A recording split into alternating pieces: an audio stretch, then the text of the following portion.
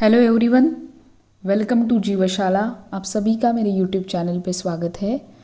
और हम देख रहे हैं एमएस सेट एग्ज़ाम के PYQs यानी कि प्रीवियस ईयर क्वेश्चंस। पिछले वाले वीडियो में भी हमने जेनेटिक्स रिलेटेड क्वेश्चंस देखे थे। आज भी हम जो क्वेश्चंस देखने जा रहे हैं which are related to genetics. Okay, so let's start with our today's first question is what will be the frequency of homozygous dominant individuals, that is capital A, capital B, ऐसा एक genotype है। ऐसे individuals from mating of two heterozygotes, that is capital A small b, ऐसा genotype वाले individuals. Question में क्या पूछा गया है कि capital A capital B small b ऐसा जीनोटाइप जिसका है, ऐसी एक फीमेल, उसकी अगर हमने मेटिंग की एक मेल के साथ, मतलब ऐसे दो इंडिविजुअल्स, उनका अगर हमने मेटिंग किया, ये तो हेटेरोजाइगट्स है, तो हमें उनकी जो प्रोजेनी मिलेंगी उनमें होमोजाइगस डोमिनेंट, मतलब दोनों जीन्स जो है वो होमोजाइगस डोमिनेंट, मतलब दोनों एलिल्स डोमिनेंट होने के फ्रीक्वेंसी कितनी आएगी। ओके, तो ऐसे वाले जो क्वेश्चंस होते हैं ये या तो हम एक डायरेक्ट मेथड से सॉल्व कर सकते हैं जो हमें ट्रेडिशनली सिखाई गई है। अदरवाइज आप क्या कर सकते हैं, इसमें पूछा क्या गया है मेटिंग किन में होगा, ये इंडिविजुअल्स में, capital A small a capital B small b, और capital A capital B small b. Okay, तो हम क्या करते हैं अभी इसमें, ये कैपिटल ए मतलब ए जो एक एलील है उसको हम क्या करेंगे, बी से सेपरेट करेंगे। मतलब ये दोनों एलिन को अगर हमने सेपरेट किया और उनका सेपरेट क्रॉसिंग देखा, तो हमने अब बड़े वाले, एक बड़ा था ना, उसको हमने क्या किया, छोटे छोटे हिस्सों में सेपरेट किया। ओके, छोटे हिस्से में मतलब क्या, ए को अगर कैपिटल ए को मैंने क्रॉस किया कैपिटल ए स्मॉल ए में, और कैपिटल बी स्मॉल बी को मैंने क्रॉस किया कैपिटल बी स्मॉल बी से। ओके, तो आपको नॉर्मल चेकर बोर्ड पता ही होगा कि इनमें से गैमेट कौन से आएंगे, कैपिटल ए आएगा एक गैमेट, दूसरा गैमेट आएगा स्मॉल ए। इसमें से गैमेट कौन से आएंगे, कैपिटल ए आएगा और स्मॉल ए आएगा। ओके, तो अगर इससे मैं क्रॉस करती हूँ, कैपिटल ए से कैपिटल ए क्रॉस किया तो क्या, क्रॉस किया मतलब इसको कैपिटल ए से कैपिटल ए यहाँ पर लिखा, capital A small a, capital A small a और स्मॉल ए।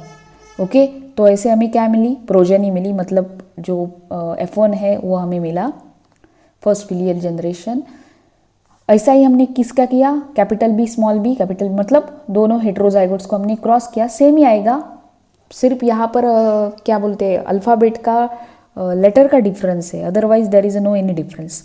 सो इनमें से कैपिटल ए आने के, मतलब होमोजाइगस डोमिनेंट आने के कितने चांसेस है, तो यहाँ पे से हम देख सकते हैं ये 4 जीनोटाइप्स हमें मिले हैं, इनमें से कितने आए, एक 1 ही आया है, तो 1/4 आएगा।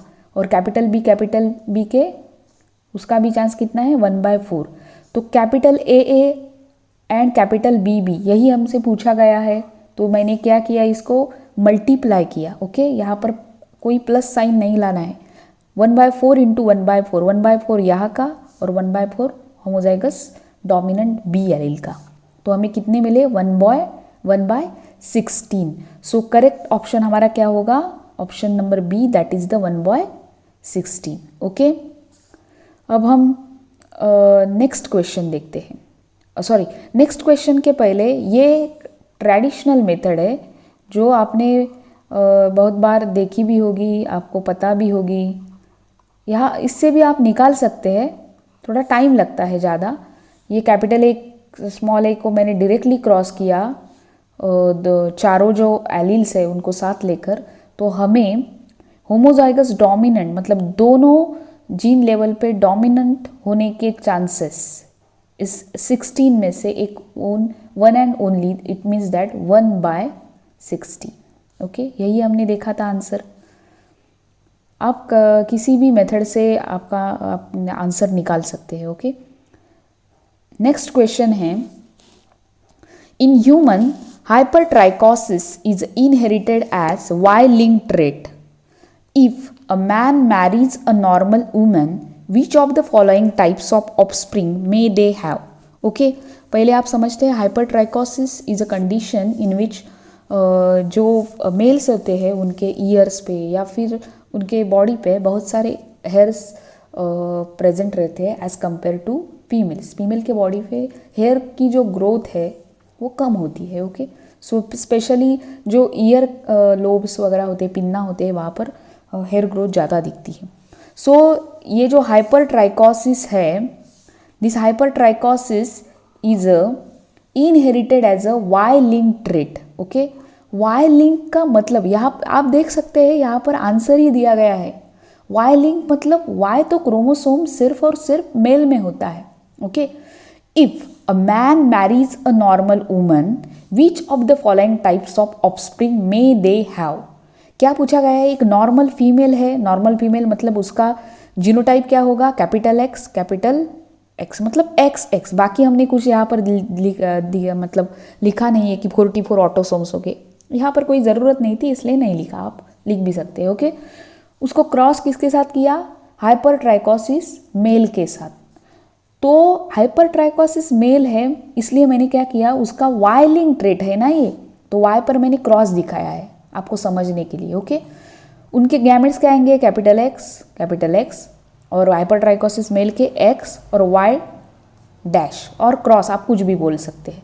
अगर यहाँ पर चेकर बोर्ड में हमने देखा ये किसका है, फीमेल का है और ये किसका है,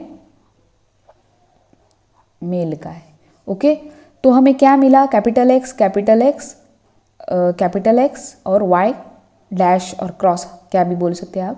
तो हमने अगर ये क्रॉस करके देखा तो हमें जो फीमेल्स मिली है वो नॉर्मल है और जो दोनों मेल्स मिले हैं वो हमें कैसे मिले हैं, एबनॉर्मल, मतलब वो क्या है, हाइपरट्राइकोसिस है। तो इससे हमें क्या पता चलता है, हम अभी ऑप्शंस देखते हैं। पहला ऑप्शन क्या बताता है, all sons and daughters will have hypertrichosis. ऐसा तो हमें नहीं दिखता है, यहाँ पर दोनों फीमेल तो नॉर्मल है, तो ये ऑप्शन क्या हो गया, गलत हो गया। ओके, नेक्स्ट ऑप्शन है all sons have hypertrichosis but none of the daughters. ये तो सही है ना, दोनों जो मेल है, सन है इस कपल के, वो क्या है, एक मिनट, हाँ, वो क्या है, हाइपरट्राइकोसिस है। फिर भी हम सी ऑप्शन देखते हैं, only half of their sons will have hypertrichosis but none of the daughters, ये तो गलत है। और none of the children will have hypertrichosis, ये भी गलत है। तो करेक्ट ऑप्शन कैसा हुआ, option number B. Okay, next question हम देखते हैं, a messenger RNA, actually this question is from molecular biology, molecular genetics. Okay, so a messenger RNA is a 220 nucleotides long, including the initiator and termination codons. The number of amino acid in the protein translated from this mRNA is, क्या पूछा गया है, एक mRNA है जो कि 220 nucleotides से बना हुआ है। ओके, और in that nucleotides there is a initiator and termination codons are also there, मतलब जो स्टार्ट और स्टॉप कोडॉन भी उसी न्यूक्लियोटाइड में प्रेजेंट है। फिर क्या बताया गया है, the number of amino acid in the protein translated from this mRNA is. तो ये जो mRNA है वो आगे जाके ट्रांसलेट होगा प्रोटीन में, तो इससे जो प्रोटीन बनेगा उनमें कितने नंबर के एमिनो एसिड्स होंगे। ओके, मतलब इस mRNA से how many numbers of amino acids will be produce, ऐसा क्वेश्चन पूछा गया है। और ऑप्शन है 221, 111, 73 एंड 74।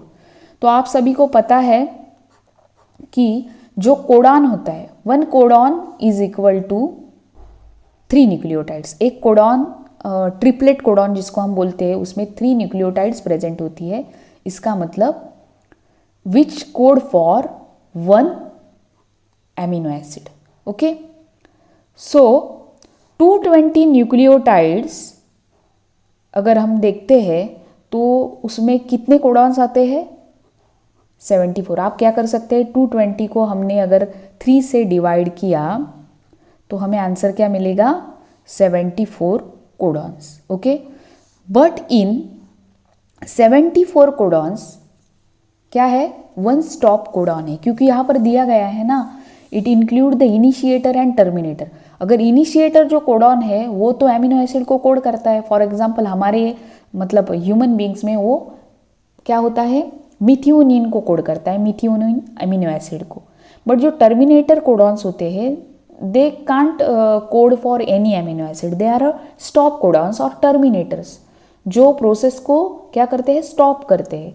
सो 74 में से जो एक है वो स्टॉप कोडॉन है जो किसी भी अमीनो एसिड को कोड नहीं करता। इसका मतलब अगर 74 से हमने एक माइनस किया तो रहते हैं 73। So the number of amino acids कितने बनेंगे, एक mRNA से 220 न्यूक्लियोटाइड से लॉन्ग एक mRNA से नंबर ऑफ अमीनो एसिड जो बनते हैं वो 73 होते हैं। इसका सही आंसर है option number C, that is the 73। Okay, so आज हम यही 3 क्वेश्चंस देखेंगे, बाद में आगे जाके हम नेक्स्ट क्वेश्चन जो रह गए जेनेटिक्स के वो भी देखेंगे। ओके, तब तक के लिए थैंक यू, पढ़ते रहिए और सेट को क्रैक करते रहिए। अगर ये सीरीज़ आपको पसंद आ रही है तो मेरे चैनल को सब्सक्राइब ज़रूर कीजिएगा, इस वीडियो को लाइक कीजिएगा और अपने दोस्तों के साथ शेयर भी कीजिएगा। Thank you.